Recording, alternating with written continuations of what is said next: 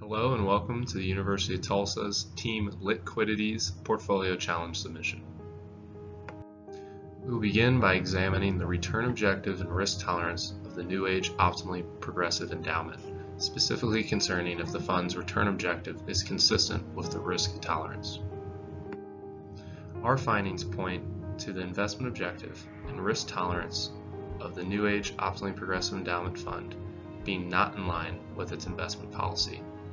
More specifically, restricting assets to being 50% or greater of iShares market following indexes reduces the ability for the fund to outperform the broader market and retain outsized returns as stated in the fund's objective.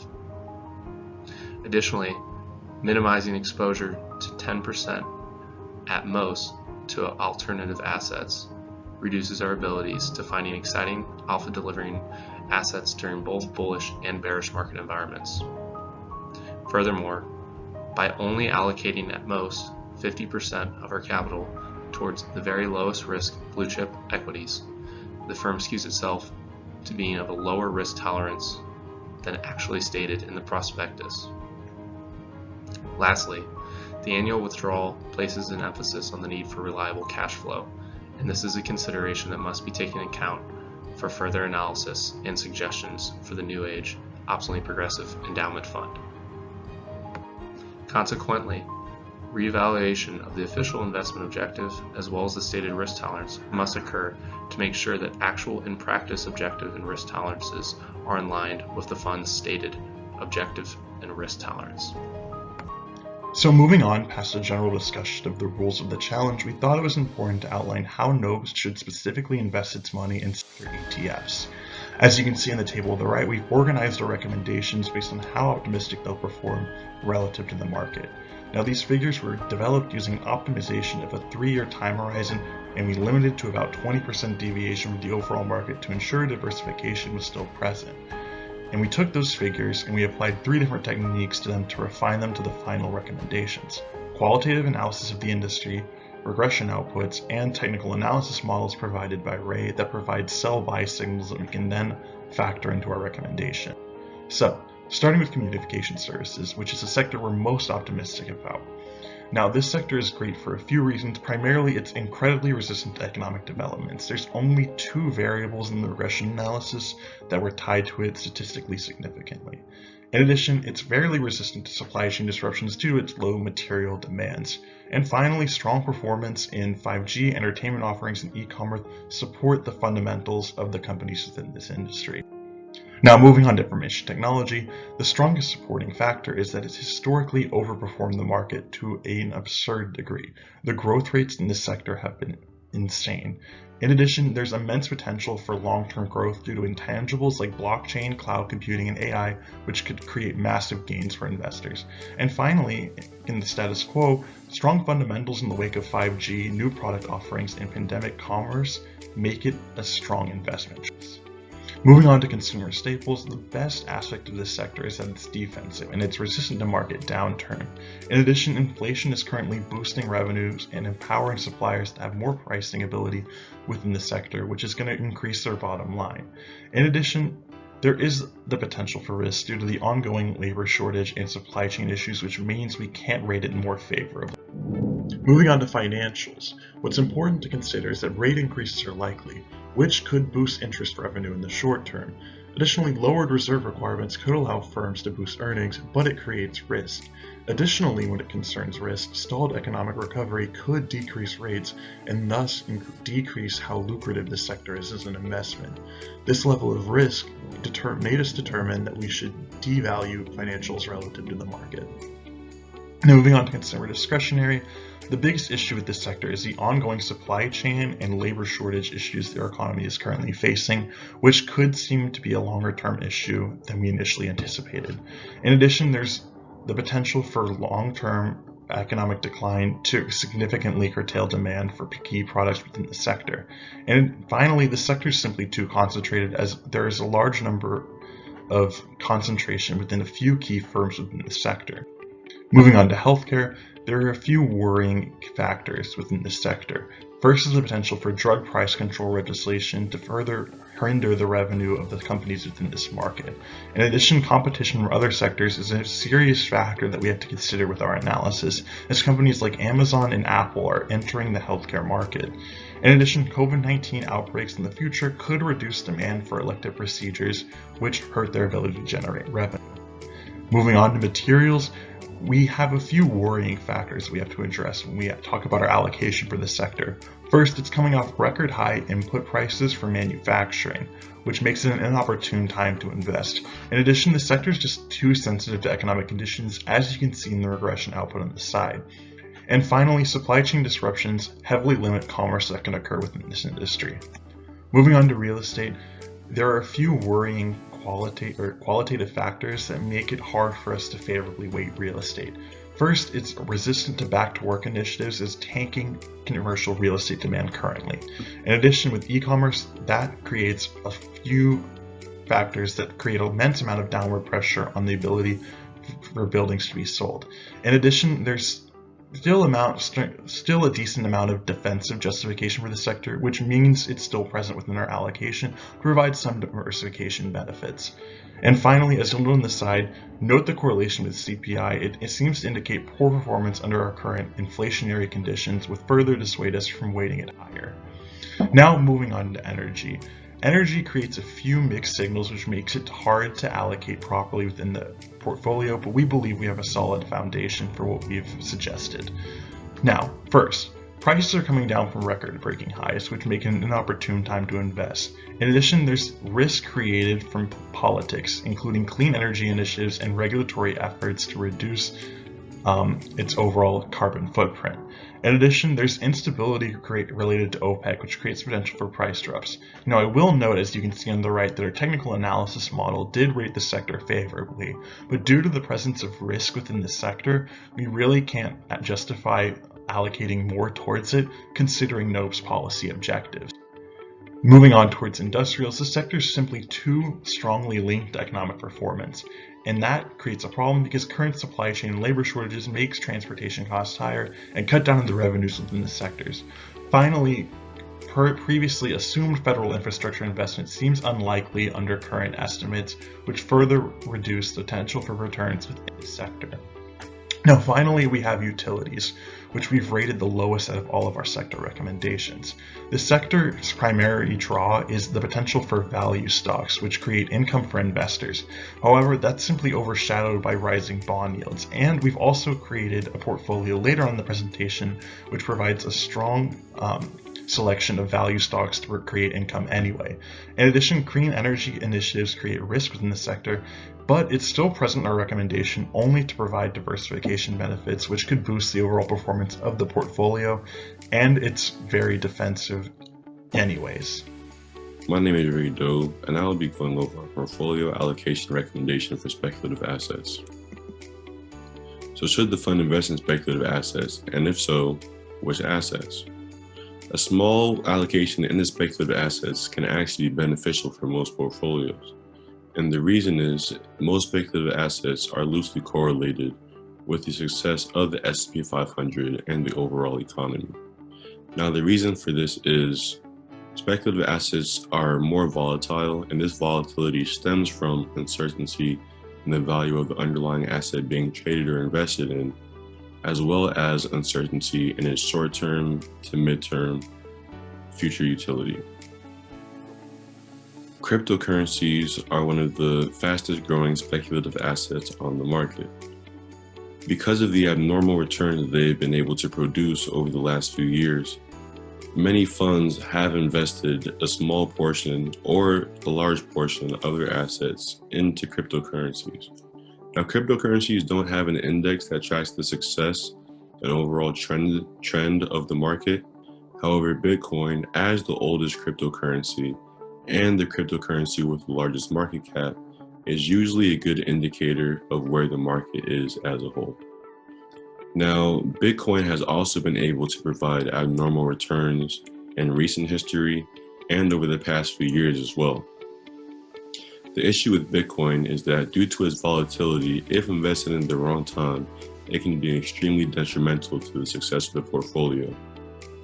In May of this year alone, Bitcoin dropped as much as 50% in value, and its maximum drawdown in 2021 exceeded 55%.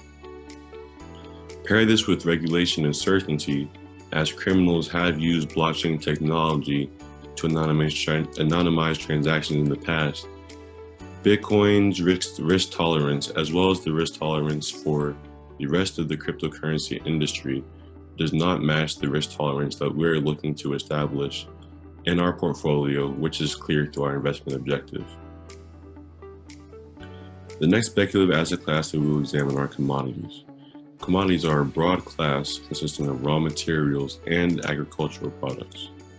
We believe that gold is the best speculative asset to invest in for this portfolio for a number of reasons. The first reason is its weak correlation with the S&P 500. This means that even if the S&P 500 goes into a bearish trend or the overall economy is not trending strongly, this will not necessarily have an impact on the price action of gold. Inflation recently hit a 30-year high. During times like this, holding cash is one of the worst things that you can do for your portfolio. Historically, gold is one of the greatest hedges against inflation. We believe that it will continue to be in the short term and long term.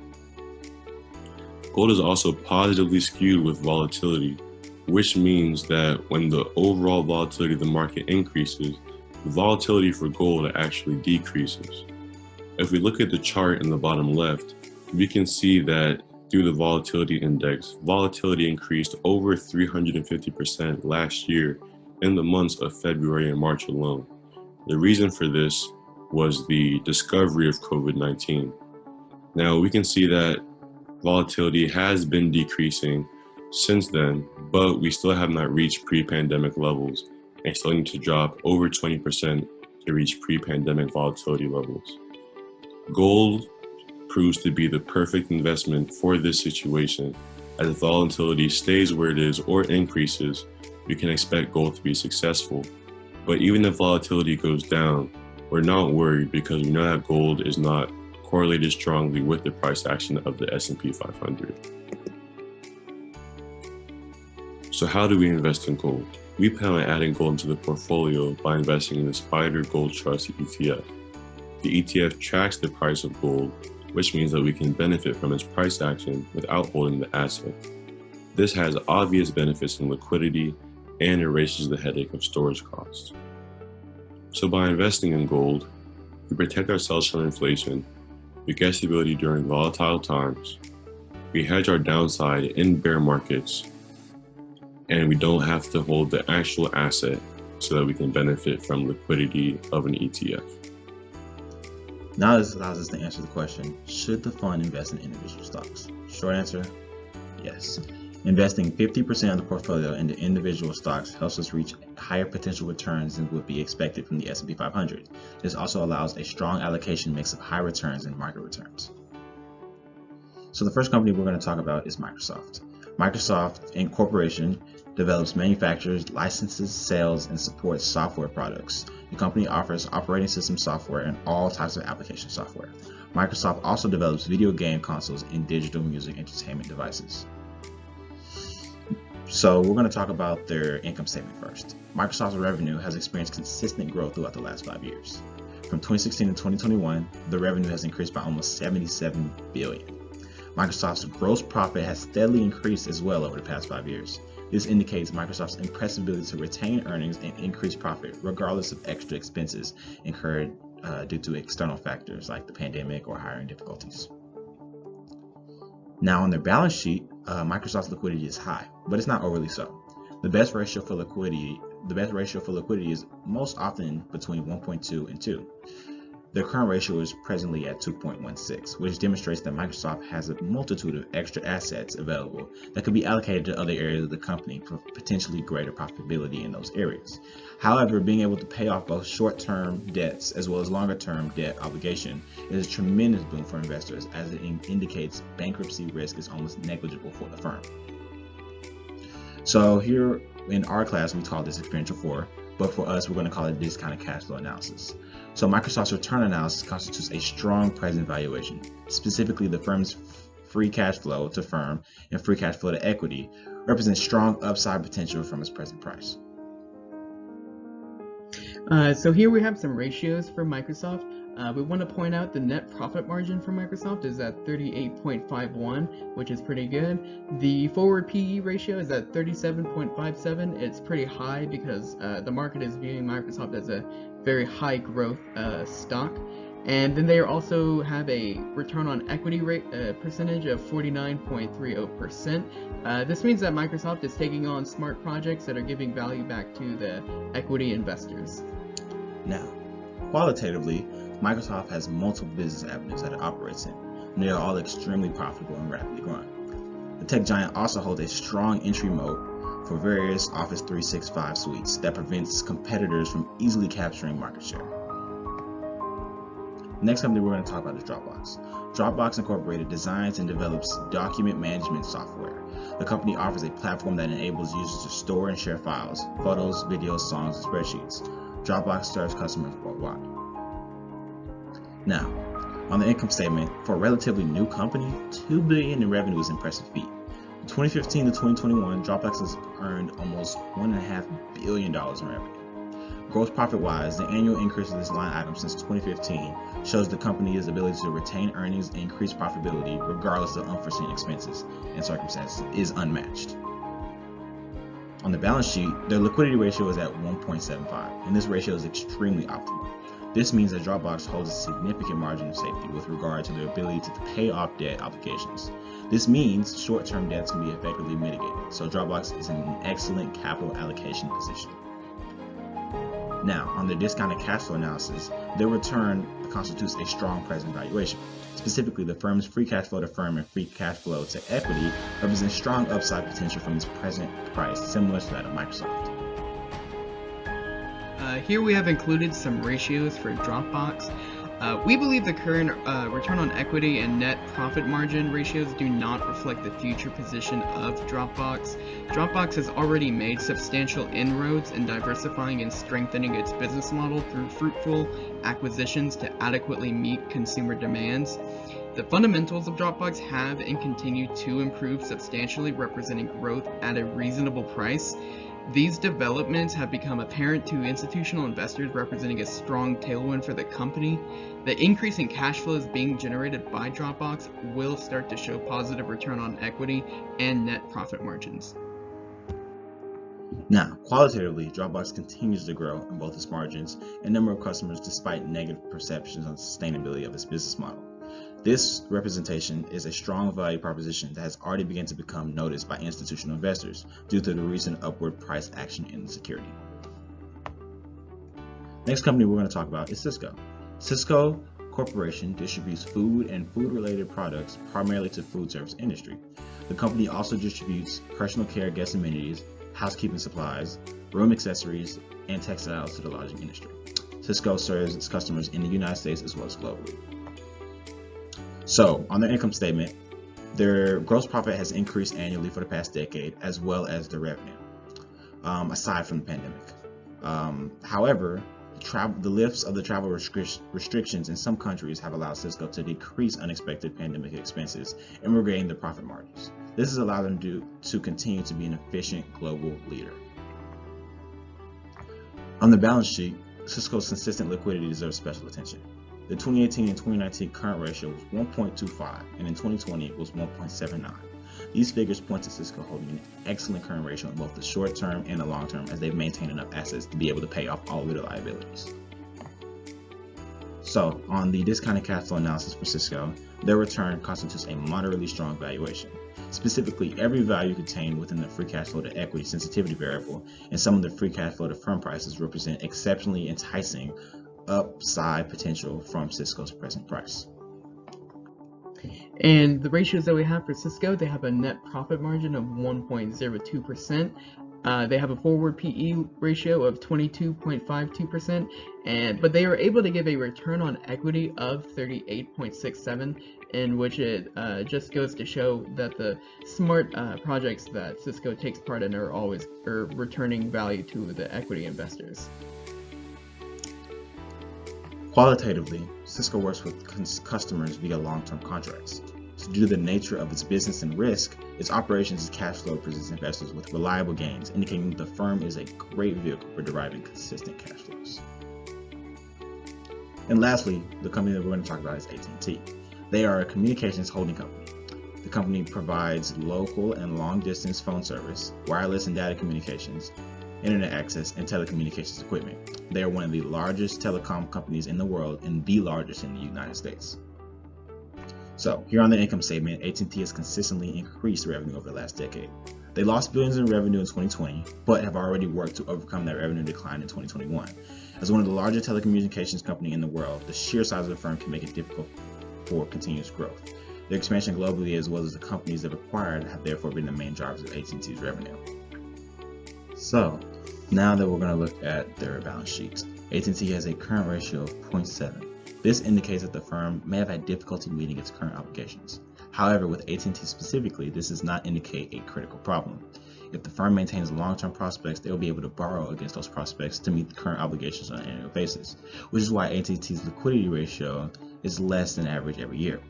Due to AT&T's robust domestic and international presence with its consumer base, it is likely that the firm will have the ability to easily service its debts if required to do so.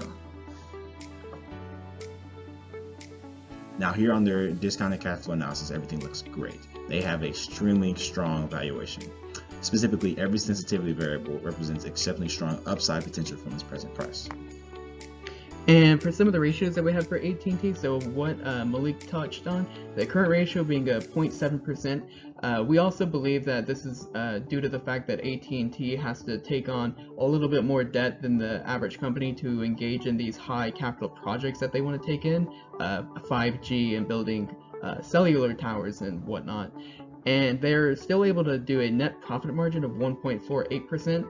They have a forward PE ratio of 7.72%. It is significantly lower than the other companies that we've talked about, but that's because AT&T is seen more as a value company rather than a high growth company. And they were able to give a return on equity of 0.56%.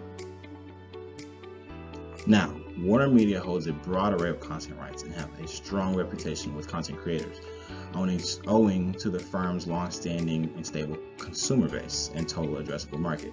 So Warner Media owns HBO Max, which is one of the up-and-coming streaming services.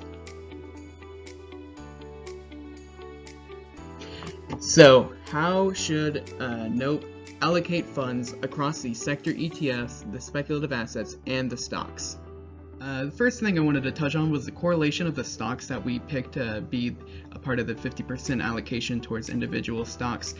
This is a graphical representation of the relationship between our individual stocks. The cells that have a number close to or below 0 will show more red, representing negative correlations.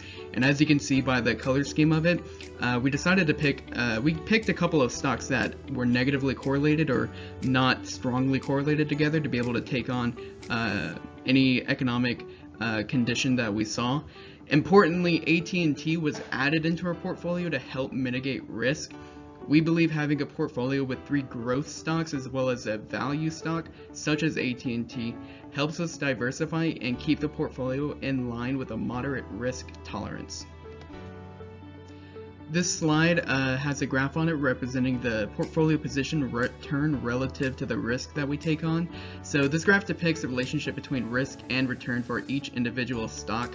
This graph therefore shows the mix of the portfolio that is in high growth stocks such as Microsoft that have a high return but more added risk to it versus something like the gold ETF we would be investing in that has a low return but a lower standard deviation.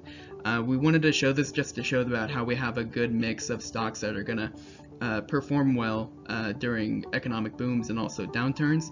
And then we have Dropbox over here, but once Dropbox has its cash flows realized, these returns will continue to improve.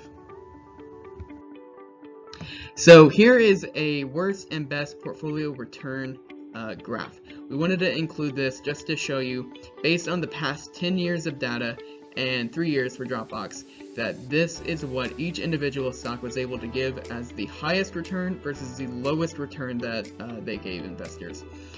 So you can see that like the trade-off between risk and reward is here. So with gold, it's going to have a relatively lower return that can be high versus how much it can lose, whereas something like Cisco, during COVID-19, it was able to lose a significant amount. So this is a portfolio that we are recommending that your fund invest in for the 50% towards individual stocks.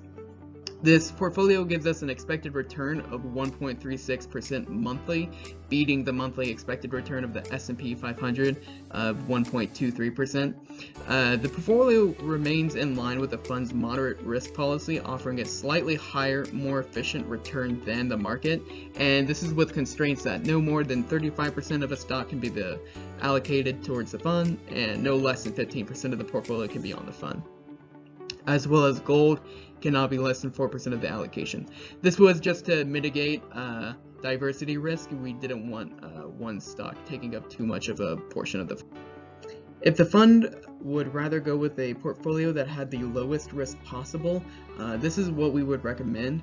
But as you can see, this portfolio only offers a return of 0.94% monthly. That falls well short of the return of the S&P 500 index. So this is not something we would recommend. But if you were just curious what the lowest amount of risk possible in the portfolio with these stocks, this is what we would be able to give you.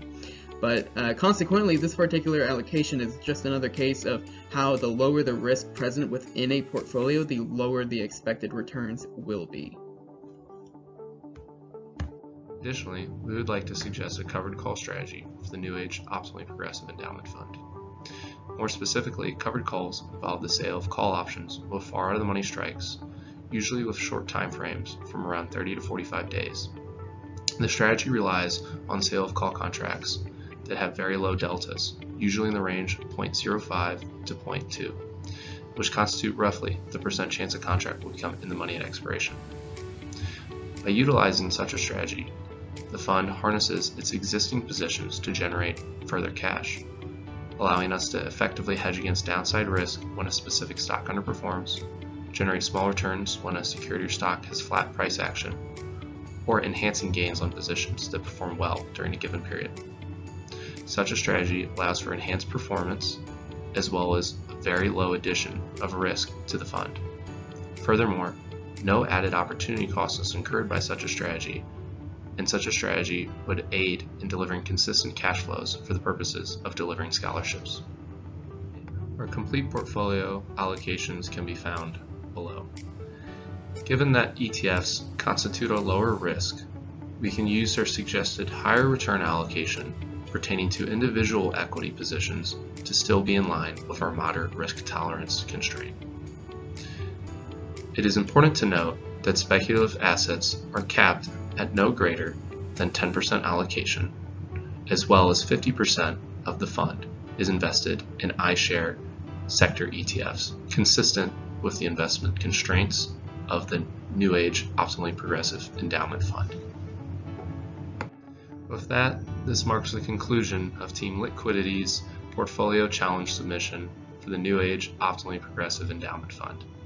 Thank you for choosing us for your money management and asset allocation needs.